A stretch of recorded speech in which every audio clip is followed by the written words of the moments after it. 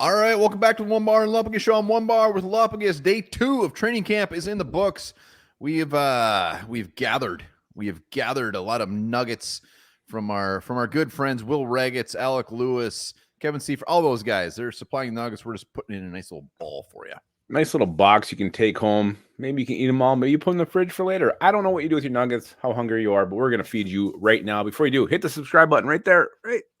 Oh, we're so close to 12,000. We're like 100 away. Hit that sub button. We're going to be here hot and heavy multiple times a day here on out. It's game on. It's game on. And there's been tons of Vikings news to talk about. And it starts, training camp. What happens during the practices is definitely the forefront of things. And we're going to talk about what happened today. Obviously, the big news today, you hate to hear it, you hate to talk about it, but another injury befalls a cornerback. Shaq Griffin tumbled to the turf after an interception, so that was good. He intercepted a pass. Trainers checked him out. He was later seen walking on his own, so it doesn't sound as serious as Mekhi Blackman, but we can't take any more to the cornerback room. We can't do this. No, especially this is top heavy. Shaq Griffin, Mekhi Blackman. So you're right. It doesn't sound as bad. So I'm assuming he will be out there again very soon. But you know what? Take the cornerback group. So you know what? We'll see you in a month. Just go home, rest up. We'll see you in a little bit. This is getting a little bit scary. I'm sure news will come out to what this is. But I'm predicting a mild strain. He'll be fine. Wow. I like how that finger helps, huh? Oh, God, I just saw something about you. It wasn't great. Oh, my God. Sam Darnold, big news yesterday, throwing that big old 50-yard bomb to Justin Jefferson. He followed that up today with a 40-yard bomb to Jordan Addison, though it wasn't all roses and flowers, as they say. He did miss a couple throws and threw a pick to Shaq Griffin. But I love to hear that the deep ball is working for Sam Darnold right now. Well, Sam, yeah, he's got a big arm. He's got a big arm. That's never been an issue.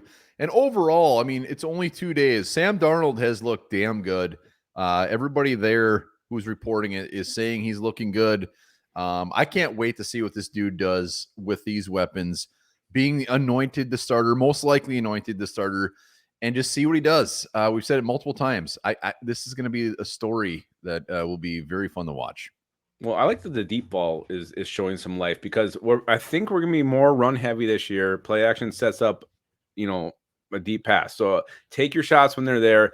This offense, maybe they're going to struggle to put points on the board. If the deep ball is something that the defense are going to worry about and start watching, keep honing this thing. Because like you said, Sam Darnold could chuck it. We got the receivers who can catch it. So this is a part of our offense. Hell yes, we're going to need explosive plays this year.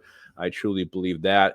We had another injury today. And so just real quick on that, Nick Mullins, he had a big arm. He had a live arm. He had an arm that he didn't give a shit. He would just chuck it up, and he'd put up 400 plus yards, and he'd put up some stats. Sam Darnold has just as good of arm, if not better, and he's a better quarterback. So while Nick Mullins didn't bring us many wins, this is going to be better. This is going to be better, much better. It will be much better. Let's move on to something that, this isn't better, but another injury. Tristan Jackson, again, hurt. He was hurt last year. Scary one. We thought he was lost for the year. Turns out it wasn't as bad as initially reported, but he did limp off the field today. So Tristan Jackson, again, just another receiver who cannot stay healthy. Tristan Jackson, a guy that's going to be, he's in the mix to get one of those last spots of the wide receiver group. I hope he comes back soon. Well, you want him to at least get a chance to compete, right? That's what we want. We want competition, the best guy emerge. You can't compete when you're on the fucking sidelines. And again, Tristan Jackson, second year in a row, missing time. It's not good for him.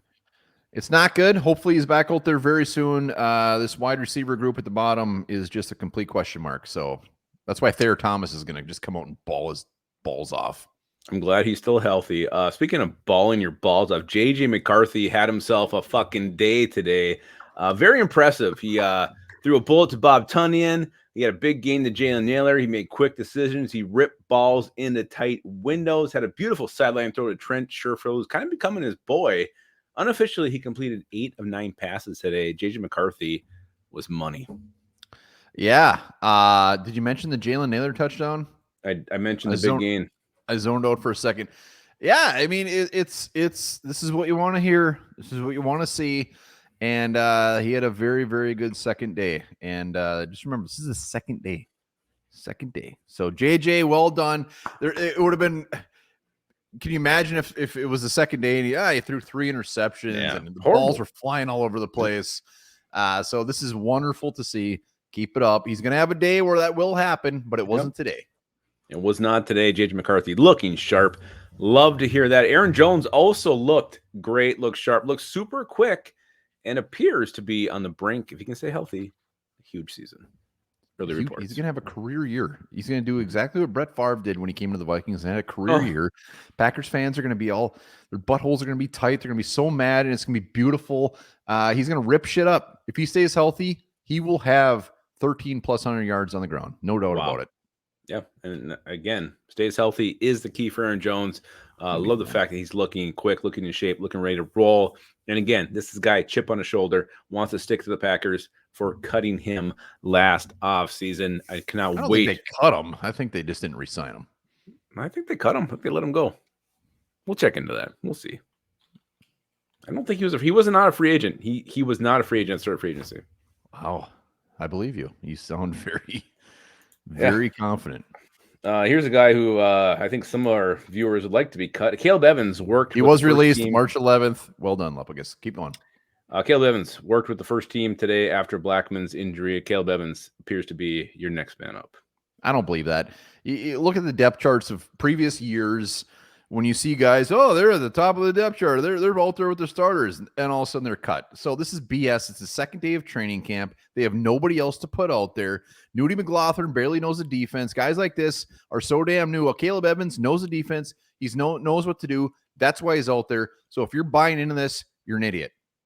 It did happen, though. He did take reps to the first team. I believe it. I believe he did, and he should because he knows the defense. I'm not saying he's not going to make the team.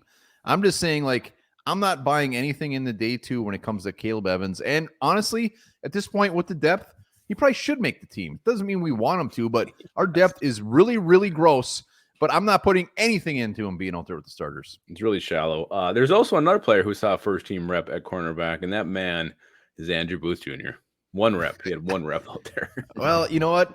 1 rep is better than no reps. Andrew Booth Jr., deep down, we all want him to be the guy that we hope to draft. It's looking pretty bleak at this point, but again, a guy that knows the defense and a guy that just, whether he's good or not, knows what to do when he's out there. So hopefully a week, 2 weeks from now, Nudie is out there doing his thing. Yeah, so that's pretty much it. Those are your news and nuggets from day 2 of training camp. Day 3, I hope to hear JJ McCarthy continuing to ball out, and I want to hear injuries, nothing, not allowed. Nothing. Yes, no injuries.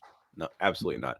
Let us know in the comments which one of these nuggets was the juiciest to you, one you're most excited to hear, and what do you expect to hear more of in camp? Let us know. And remember this, the smell of chocolate can make people want to buy romance novels. Sounds about right.